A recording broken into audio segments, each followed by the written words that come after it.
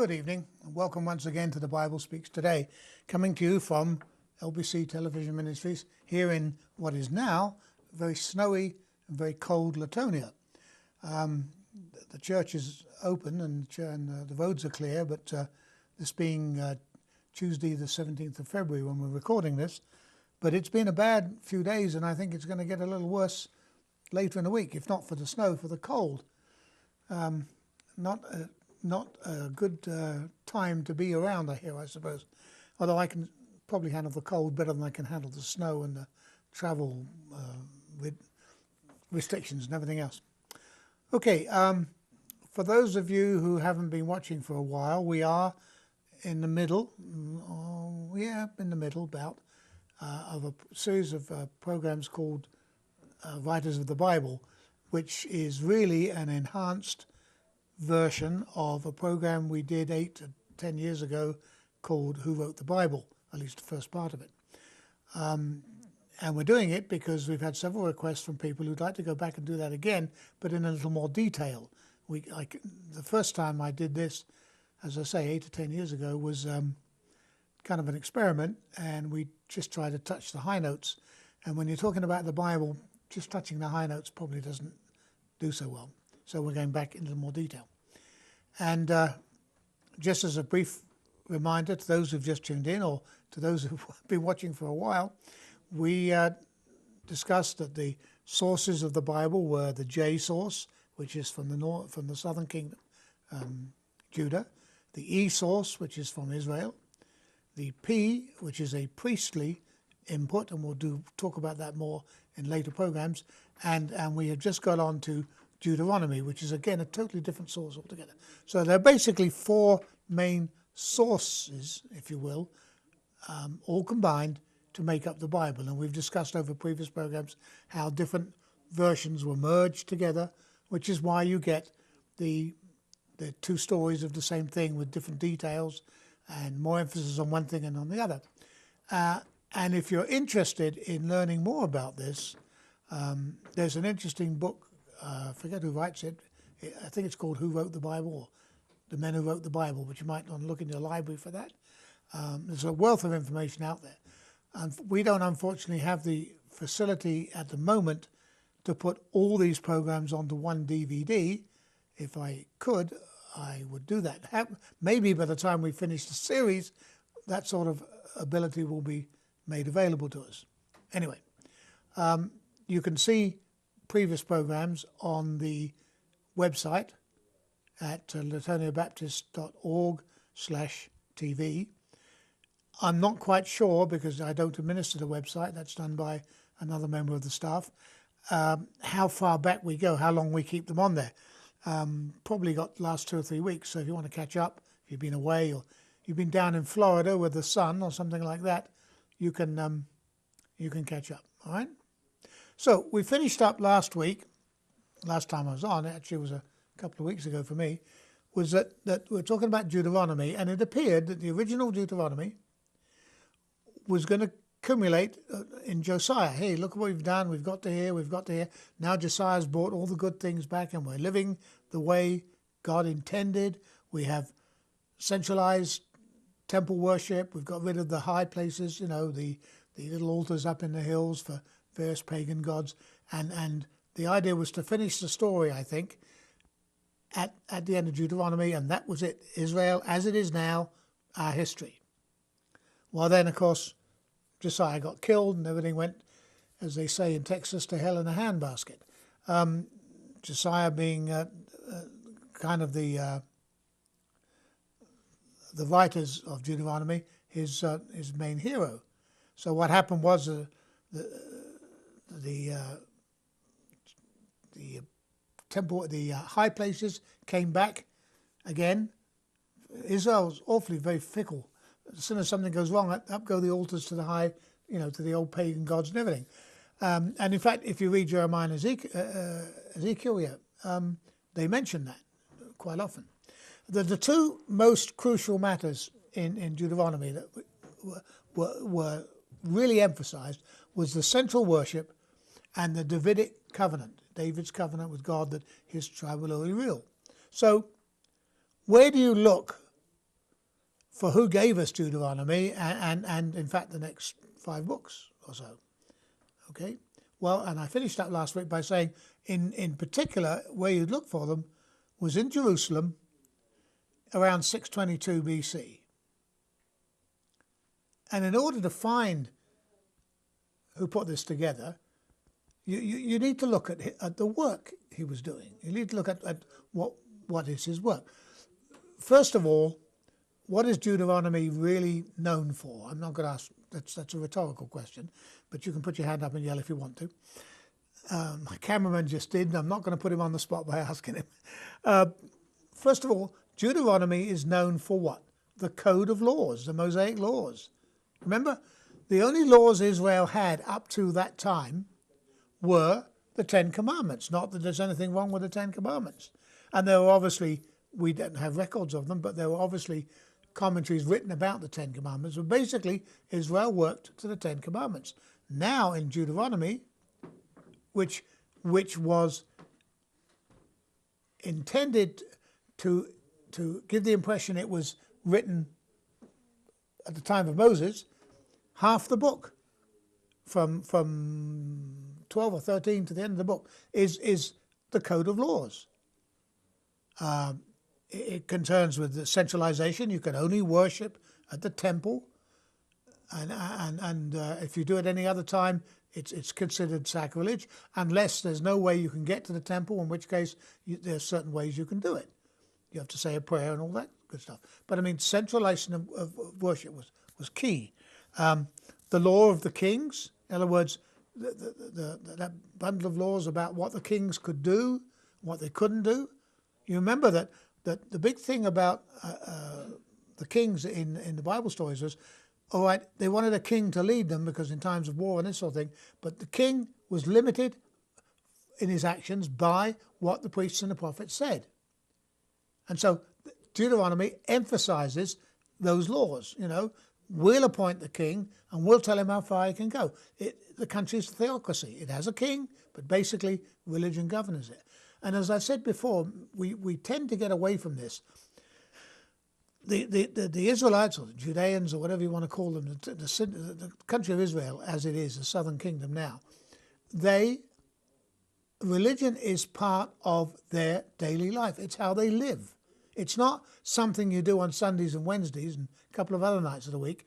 Religion permeates every action that goes on. It's most important. Pagan religions, absolutely no. You know, no pagan religions whatsoever. Not even little icons in the corner of the kitchen to the kitchen god or to the god of good flour or whatever, you know, all those sort of things. Gone. Absolutely forbidden. The other thing that's interesting about this, and it's very important, is that the well-being of the Levites is emphasized again and again and again. The Levites were Moses' tribe. Moses was a tribe of Levite, as was Aaron. And Deuteronomy makes it very clear that you've got to take care of the Levites. You know, they're supposed to be fed from the temple offerings. They're supposed to be, you know, listened to. In other words, they're important people and we need to take care of them. They don't have to have land because that's not their thing. Their job is to serve in the temple. And also Deuteronomy very carefully relates to conditions that existed before there were kings. That's being written hundreds and hundreds of years later. But it's referring back to conditions before they had kings. You know, for example, the law summoning the people to battle. In early Israel, when they were first getting started, there was a mustering system. A system whereby if there was a battle coming, then they sent people out to the various towns and cities and farms and everything and said, hey, come on, we're going to have a fight with the Edomites or somebody else. You need to come in. And there's a whole series of laws about who could come, who couldn't. There's one I find very interesting, and if I was living at that time, I'd probably be clinging to that one. It says, anyone who's afraid doesn't need to go, and that would be me. You know, I mean, how many of the Israelites said, well, I'd like to come and fight, but I'm deathly afraid of being killed, so I don't think, claiming the law, I'm not going to go. What would happen? Ever thought about what would happen today if we had that sort of law, whereby somebody say, "Oh, you've got to go and fight." "No, I'm sorry, I'm afraid I don't want to go." Maybe there'd be less wars. I don't know. Anyway, there was this mustering system, and the mustering system doesn't. Excuse me. That persistent cold I have still keeps working. It doesn't reflect what was happening at the time, which was obviously a king doesn't want to have to wait and get all his people in. He wants a standing army that when he wants to go to war, he can get going from the get-go, as they say. So Deuteronomy reflects situations that are happening at the time it was written, during the reign of Josiah, and also from what was happening, what traditions existed long before that. The other thing too is that all the legalities about how things should be done are passed to the Levites. The priests make the decision, not the king. And it's important to recognize where this is going, because, for example, if you were just, I suppose if you say Democrat and Republican in this country, if you just take it over and you wanted to show that it's in the history of the United States that Democrats or Republicans, whichever, are not the people to be trusted, then you start writing laws that sort of say that. In other words, you're trying to put the other people in a bad light. And the writer of Deuteronomy is trying to redress what he perceives is as grievances against other people because the Levites in the past 100 years or so have been put down, how the Moses influence has been gradually pushed aside by the priests who are followers of Aaron. Still Levites, but they followed Aaron's lead, not Moses. So it looks fairly obvious that if you're looking to find an author of this Deuteronomy, a good place to look would be among the Levites, wouldn't it? Obviously, it's very pro-Levite, so if it wasn't a Levite, it was somebody who was certainly had their interests at heart, because it basically gives the Levites the power.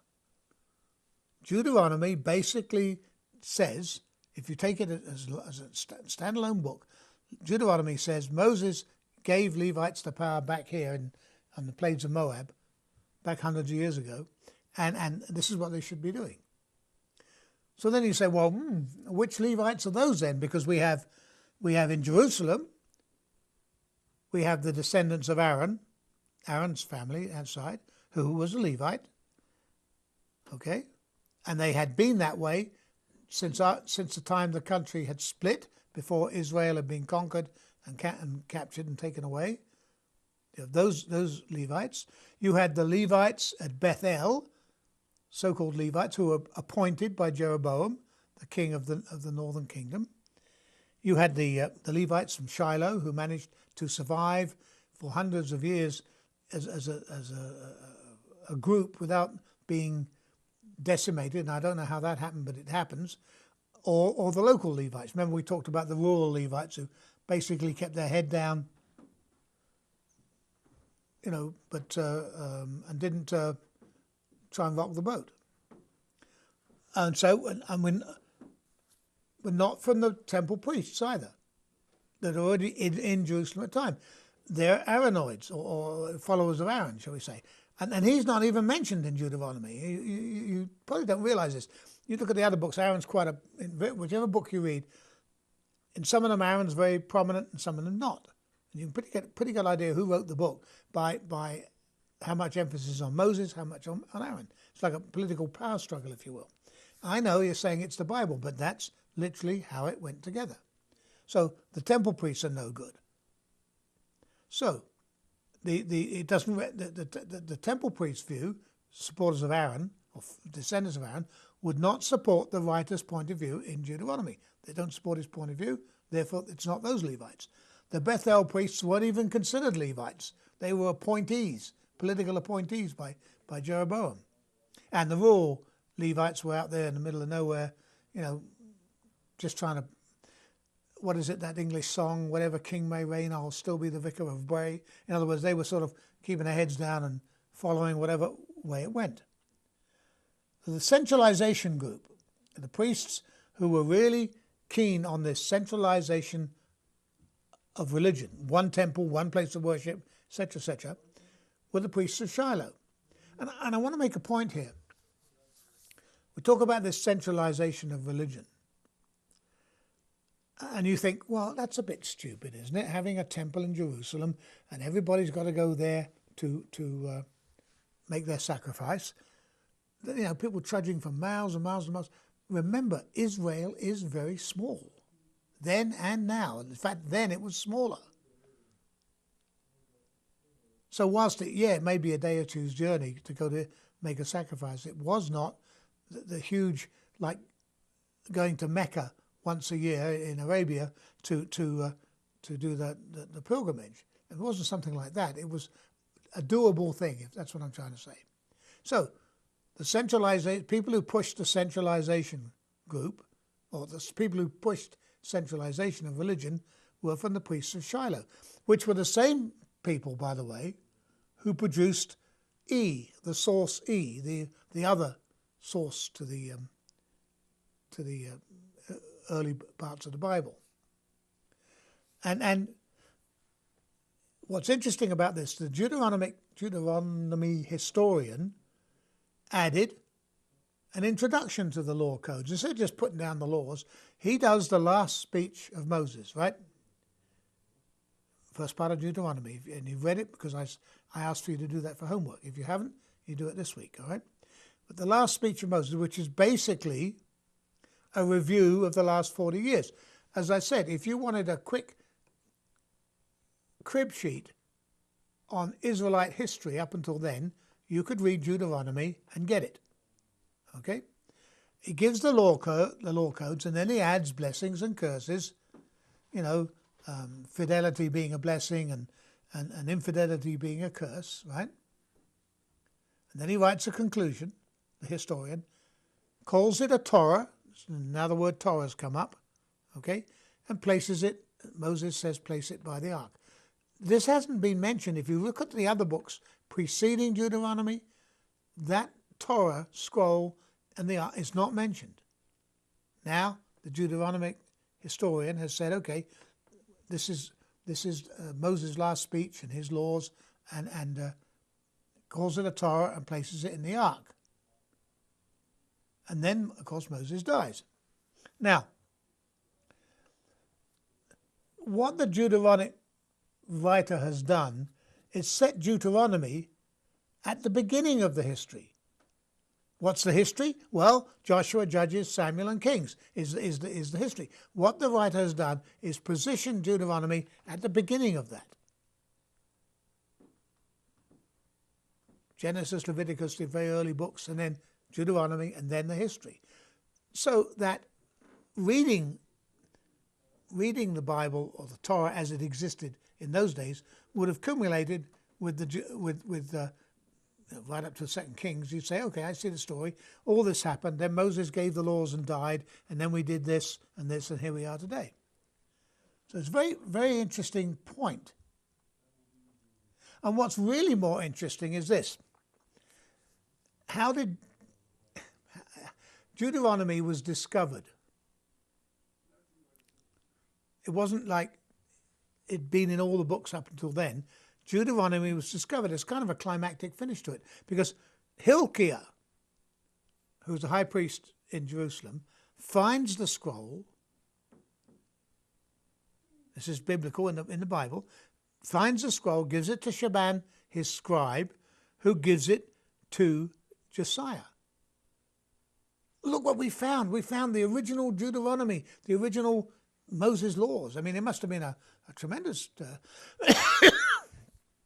excitement in the court. All of which, of course, meets with what Josiah is doing with the country at the time. So Josiah can say, look, I'm actually doing this. We are definitely on God's path because here's what we're doing. So all of this, and there's a whole, I think I counted 4 different major books on Deuteronomy in the library and one online that explain how, in fact, Deuteronomy came to be written much more detail than I'm giving you now. We'd be here for a month just doing this, and I don't want to do that. This is not the format for that, okay? But all of this points to a Shiloh priest. All of this, all this writing and all this, the emphasis on things points to a Shiloh priest.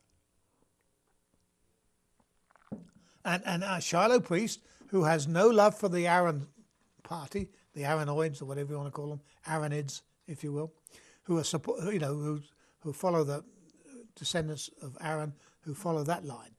No support for them whatsoever. As I said, in Deuteronomy, Aaron's not even mentioned.